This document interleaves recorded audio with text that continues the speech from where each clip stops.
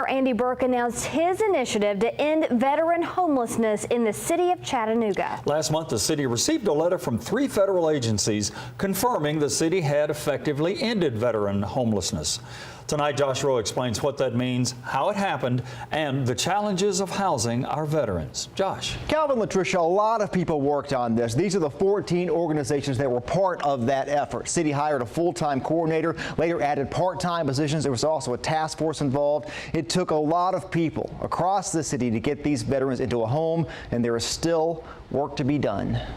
244 veterans, that's a whole lot of families whose lives are changed. 244. That was the number of veterans housed when the announcement was made. The number now is 250. And according to this letter from 3 federal agencies, the city of Chattanooga has, quote, effectively ended veteran homelessness.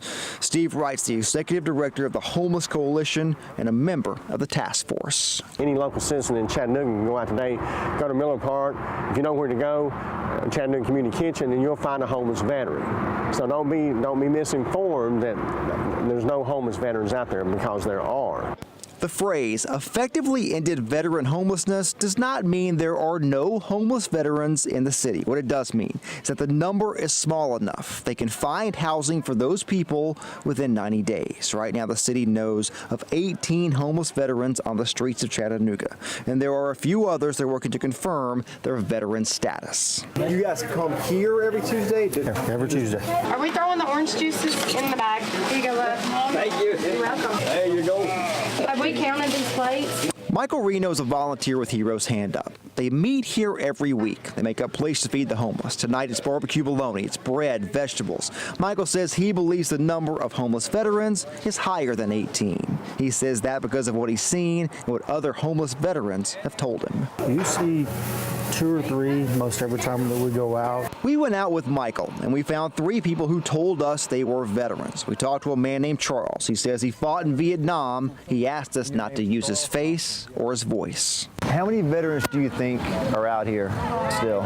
His number was a lot higher than 18 too, but he also told me, quote, a lot of these guys don't want to be bothered. Out here, it's easy to see how complicated this issue is. Are you trying to get help through some of these programs? I want some help so bad you wouldn't believe it. Kenneth served in the Army in Germany. He says the city is working to get him a place to live, and the mayor's office confirmed they are working to help Kenneth. Michael saw the dried blood on his nose and tried to clean him up.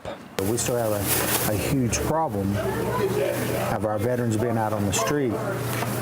And here at Heroes Hand Up, we don't want the community to think that the problem's over, because it's far from over. Mayor Berke agrees the work on this problem is not over. We know that there are people out there, and we know their names. We work every day to do that. When we house each of the people on the list now, there will be some more people, because we generally find that there are several people who come on our list every month.